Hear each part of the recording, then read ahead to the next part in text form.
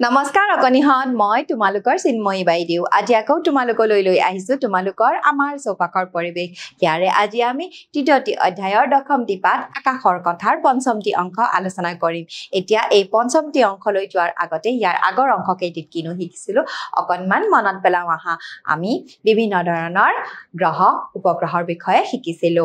নহয়নে বাৰু লগতে আমি নক্ষত্ৰৰ কথাও জানিছিলো সৌৰজগতৰ বিষয়ে জানিছিলো আৰু লগতে পূৰ্ণিমা ৰাতিৰ চন্দ্ৰটোৰ বিষয়ে শিকিছিলো এতিয়া আহাচোন এই পঞ্চম অংশত কিনো আছে চাও এতিয়া চোৱাচোন মোৰ পিছফালে এখন ছবি এই ছবিখনত আমি কি দেখা পাইছো বাৰু আকাশ দেখা পাইছো নহয়নে বাৰু আৰু লগতে আমি ডাৱৰ দেখা পাইছো আৰু ডাৱৰবোৰে কি কৰি আছে হয় ডাৱৰবোৰ চলাচল কৰি আছে এতিয়া আহাচোন চাও এই ডাৱৰৰ বিষয়ে কিনো দিয়া আছে ইয়াত তোমালোকক সুধিছে আকাশত ডাৱৰ দেখিছানে তোমালোকে আকাশত ডাৱৰ দেখিছানে বাৰু হয় আকাশত আমি ডাৱৰ দেখা পাও নহয়নে বাৰু এতিয়া ইয়াত কৈছে ডাৱৰৰ বিষয়ে দিনৰ আকাশত কপাহৰ দৰে চপৰা চপৰে ডাৱৰবোৰ লাহে লাহে গৈ থাকে দেখা পাইছানে বাৰু আকাশত যেতিয়া ডাৱৰবোৰ বগা হৈ থাকে তেতিয়া আমি কেতিয়াবা আকাশত ডাৱৰবোৰ চলাচল কৰি থকা দেখা পাওঁ নহয়নে বাৰু আৰু কেতিয়াবা আমি কি দেখা পাওঁ কেতিয়াবা এই ডাৱৰবোৰ ধোঁৱা বৰণীয়া হৈ বেলিটো ঢাকি ধৰি দেখা নোপোৱা কৰি পেলায় কেতিয়াবা সেই বগা বগা ডাৱৰবোৰ ধোঁৱা বৰণীয়া হৈ যায় আৰু তেতিয়া ইহঁতে কি কৰে বেলিটো ঢাকি পেলায় আৰু তেতিয়া আমি বেলিটো দেখা নাপাওঁ ইয়াত সুধিছে এনে কিয় হয় জানানে তোমালোকে বাৰু এনে কিয় হয় কেতিয়াবা ভাবি চাইছানে বাৰু এতিয়া আহাচোন চাও এই বিষয়ে কিনো দিয়া আছে ইয়াত কৈছে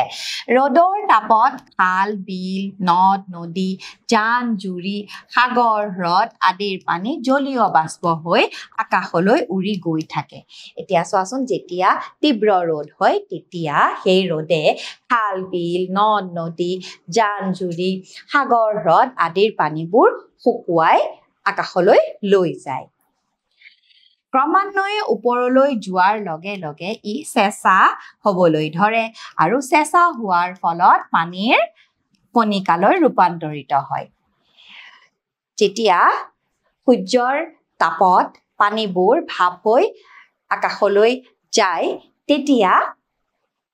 এটা সময়ত ওপৰলৈ গৈ গৈ সেই পানীৰ ভাপবোৰ চেঁচা হৈ যায় আৰু তেতিয়া সেই পানীৰ ভাপবোৰ চেঁচা হোৱাৰ ফলত আকৌ পানীৰ কণিকালৈ ৰূপান্তৰিত হৈ যায়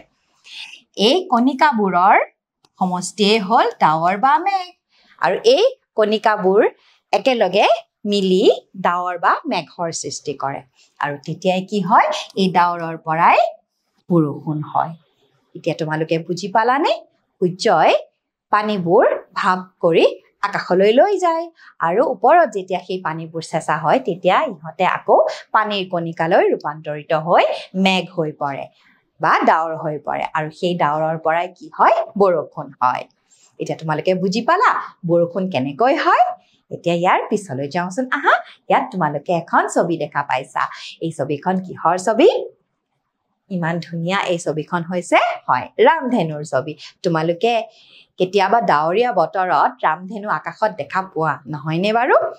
আমি এই ৰামধেনুখন কিয় দেখা পাওঁ চাওঁচোন আহা ইয়াত কৈছে আকাশত ৰামধেনু দেখিছানে তোমালোকে দেখিছানে বাৰু আকাশত ৰামধেনু কেতিয়াবা এনেকৈ আমি গোটেই ৰামধেনুখন নেদেখি কেতিয়াবা আংশিকভাৱে ৰামধেনুখন দেখো নহয়নে বাৰু কিয় দেখো চাওঁচোন আহা ইয়াত কৈছে কেতিয়াবা বৰষুণ দিয়াৰ পাছত পুৱা বা আবেলি সূৰ্যৰ বিপৰীত ফালে বাৰে বৰণীয়া ধেনুভিৰিয়া ৰামধেনু দেখা যায়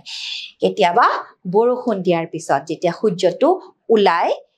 এটা ফালে তেতিয়া আমি সূৰ্যৰ বিপৰীত ফালে আমি এনেকৈ ৰামধেনুখন দেখা পাওঁ বৰষুণ দিয়াৰ পাছত মেঘত থকা পানীৰ কণিকাবোৰত যেতিয়া বেলিৰ পোহৰ পৰে তেতিয়া 7 ৰঙৰ ধেনুভিৰিয়া ৰামধেনুৱে দেখা দিয়ে এতিয়া চোৱাচোন বৰষুণ দিয়াৰ পিছত যেতিয়া সেই মেঘত থকা পানীৰ কণিকাবোৰত সূৰ্যৰ পোহৰ পৰে তেতিয়াই এই ৰামধেনুৰ সৃষ্টি হয়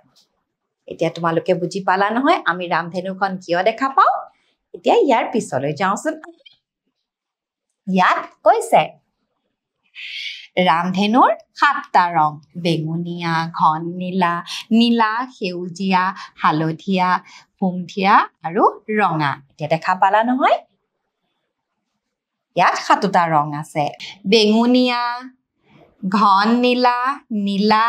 সেউজীয়া হালধীয়া সুমথিৰা আৰু এইয়া চোৱাচোন ৰঙা গতিকে চোৱাচোন এই ৰামধেনুত কেইটা ৰং আছে 7টা ৰং আছে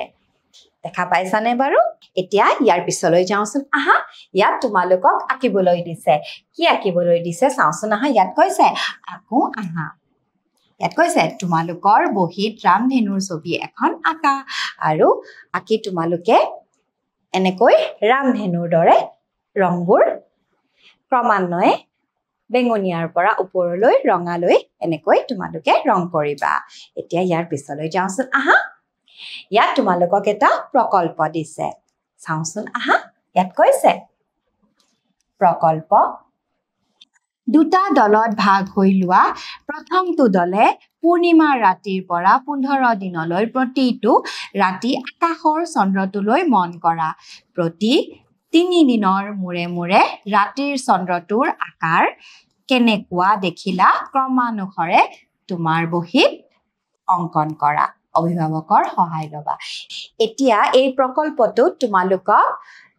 দুটা দলত ভাগ হ'বলৈ দিছে আৰু প্ৰথম দলটোৱে পূৰ্ণিমাৰ ৰাতিৰ পৰা 15 দিনলৈকে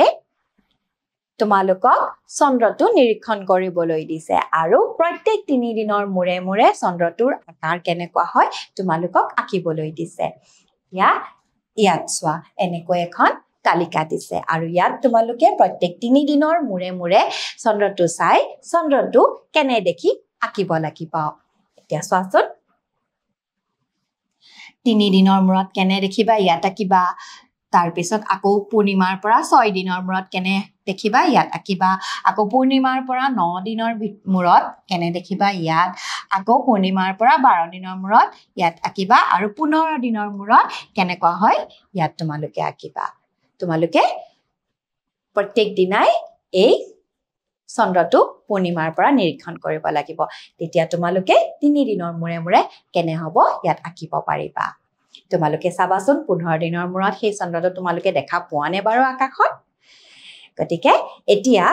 দ্বিতীয় দলটোৱে কি কৰিবা চাওঁচোন আহা ইয়াত তোমালোকক দিছে আনটো দলে চন্দ্ৰটো নেদেখা হোৱাৰ পাছৰ পৰা পুনৰ দেখালৈকে কেইদিন লাগিব কেলেণ্ডাৰত চিন দিয়া তেতিয়া কেইদিনৰ পিছত চন্দ্ৰটো পুনৰ দেখা পালা গণনা কৰি লিখা এতিয়া চোৱাচোন দ্বিতীয় দলটোৱে কি কৰিবা সেই যেতিয়া চন্দ্ৰটো নোহোৱা হৈ যাব তাৰ পিছত তাৰ মানে আউখীৰ দিনাৰ পৰা তোমালোকৰ কেলেণ্ডাৰত চিন দিব লাগিব আৰু কেইদিনৰ পিছত চন্দ্ৰটো পুনৰ দেখা পালা আউখীৰ পিছত তোমালোকক গণনা কৰি লিখিবলৈ দিছে গতিকে এয়া হৈছে তোমালোকৰ প্ৰকল্প গতিকে তোমালোকে দুটা দলত ভাগ হৈ এই প্ৰকল্পটো সম্পূৰ্ণ কৰিবা ইয়াৰ পিছলৈ যাওঁচোন আহা ইয়াৰ পিছত তোমালোকক এটা দলীয় কাৰ্য দিছে আহাচোন কি দিছে চাওঁ ইয়াত কৈছে দলীয় কাৰ্য এখন কাৰ্বন কাগজত তৰাবোৰ আৰু চন্দ্ৰটো আঁকি সেই অঁকা অংশবোৰ কাটি পেলোৱা এতিয়া এই কাৰ্বন কাগজখন এখন বগা কাগজত আঠা দি লগাই লোৱা এতিয়া ডাঠ কাগজৰ বাকচ এটা লৈ তাৰ খোলা মুখখনত কাগজখন আঠা দি লগোৱা এতিয়া চোৱাচোন ইয়াত কি কৰিছে এই কাৰ্বন কাগজখনত চোৱাচোন জোন আৰু তৰাবোৰ আঁকিছে আৰু আঁকি এই ভিতৰৰ এই অংশকেইটা কাটি পেলালে আৰু কটাৰ পিছত ডাঠ কাগজত এই কাগজখন লগাই এই খালি বাকচটো দেখা পাইছা নহয় এই খালি বাকচৰ এই খোলা মুখখনত এই কাগজখন লগাই দিছে এতিয়া ইয়াৰ পিছত কি কৰিব লাগিব চাওঁচোন আহা ইয়াত কৈছে বাকচৰ তলফালে টৰ্চ লাইট এটা সুমুৱাই দিব পৰাকৈ এটা ফুটা কৰা এতিয়া চাওঁচোন এই ফুটাটো কৰিছে টৰ্চ লাইটটো জ্বলাই বাকচৰ তলফালেদি ভৰাই লৈ কাগজখনৰ আকাশখন ভালদৰে চোৱা এতিয়া চোৱাচোন টৰ্চ লাইটটো ভৰাই দিয়াৰ পিছত কি হৈছে তোমালোকে এই জোন তৰাসমূহ দেখিবলৈ পাবা গতিকে এই কাৰ্যটো তোমালোকে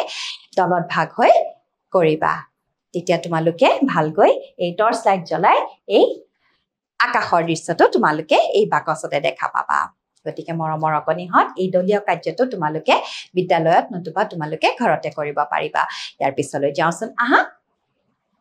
ইয়াত তোমালোকক ক'বলৈ দিছে কি ক'বলৈ দিছে চাওঁচোন আহা ইয়াত কৈছে কওঁ আহা সূৰ্যটো নথকা হলে আমাৰ কি হ'লহেঁতেন তোমালোকে চিন্তা কৰাচোন বাৰু যদি সূৰ্যটো নাথাকিলহেঁতেন তেতিয়া আমাৰ কি হ'লহেঁতেন তেতিয়া আমি পোহৰ ক'ৰ পৰা পালোহেঁতেন কোৱাচোন বাৰু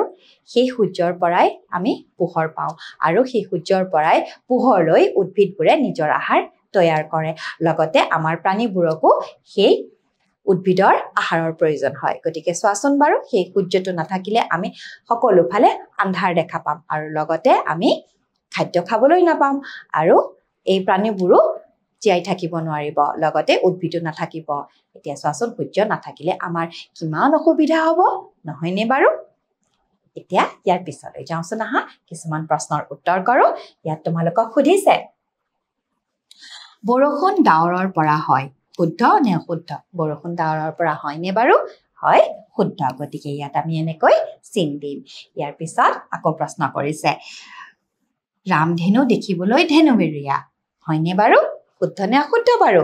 ৰামধেনু ধেনুবিৰীয়া হয়নে বাৰু হয় গতিকে ইয়াত আমি এনেকৈ চিন দিম গতিকে মৰমৰ অকণিহঁত আজি আমি